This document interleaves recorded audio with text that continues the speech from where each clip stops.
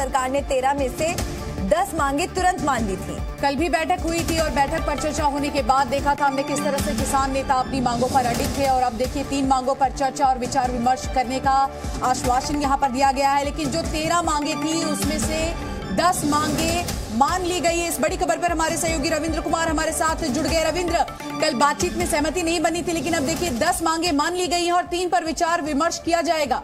हाँ, जो जानकारी मिल रही सूत्रों से सरकार ने जो किसान आंदोलनकारियों के साथ 2 दौर की जो बातचीत हुई है उसमें से 13 मांगे रखी गई थी, उसमें से 10 मांगे तुरंत मान ली है 2 दौर की बातचीत में सरकार की तरफ से कहा गया है। ऐसे में केवल 3 ऐसी मांगे हैं जिस पर सरकार ने आश्वासन दिया। जो मंत्री गए थे, कृषि मंत्री अर्जुन मुंडा हो, पीयूष गोयल हो या फिर नित्यानंद राय, जिन्होंने कहा है कि इस पर सहानुभूति पूर्वक हम विचार करेंगे क्योंकि ये राज्यों का भी इसमें बातचीत करनी होगी, कई स्टेक होल्डर से बात करनी होगी। माइक पे बोलिए, मैं उठा दूंगा।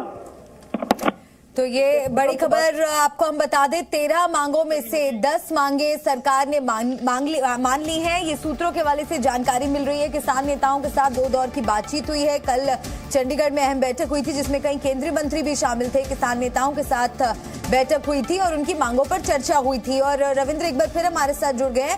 रविंद्र, कैसे और कहां तक बात बनी है? 10 मांगों की बात बताई जा रही है कि सरकार ने तुरंत मान ली है, 3 पर विचार हो रहा है।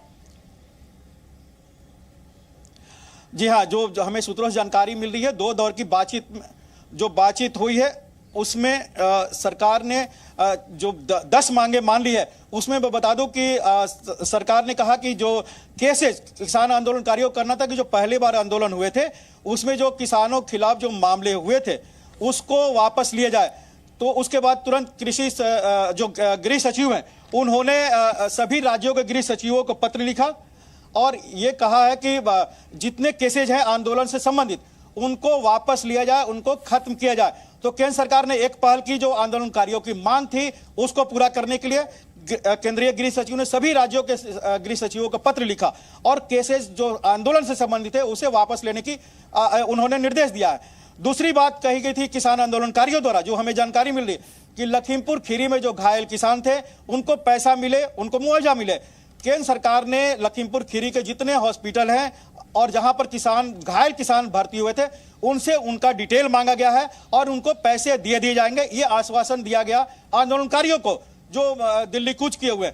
इसके अलावा जो तीसरी मांग जो थी कि किसानों को बिजली को बाहर किया जाए, जो इलेक्ट्रिसिटी बिल से, ये 2022 में जो बिल आया था उसी में सरकार ने कहा कि इसको पहले ही पूरा कर लिया गया था, इसमें कोई पेंडिंग नहीं है। किसानों के ऊपर किसी तरह का बिजली से संबंधित कोई कानून लागू नहीं होगा, जो पहले के कानून थे वो उन पर लागू रहेगा, यानी किसानों को इससे भी बाहर किया गया था। ये आश्वासन दिया था केंद्रीय जो मंत्रिमंडल का शिष्टमंडल जो गया था किसानों से बातचीत करने के लिए। चौथी बात कहा गया था कि पर्यावरण एनजीटी ने जो कहा था पराली केसेस जो होते हैं या फिर किसानों को खेत से संबंधित जो केसेज होते हैं पर्यावरण से संबंधित, उस पर जो मामले बनते हैं तो उस पर भी सरकार ने कहा कि इस मामले को भी किसान और खेती को बाहर कर दिया गया है पर्यावरण से। इस पर भी कानून बन गया है और ये सबकी जानकारी में सार्वजनिक तौर पर है। इसलिए इस मांग को लेकर आंदोलन करने का कोई औचित्य नहीं है। यह भी कहा गया था कि किसान आंदोलनकारियों द्वारा कि 5वीं अनुसूची में जो शेड्यूल्ड ट्राइब एरिया है वहां पर ट्राइबल का जो अधिकार है उसको सुरक्षित किया जाए।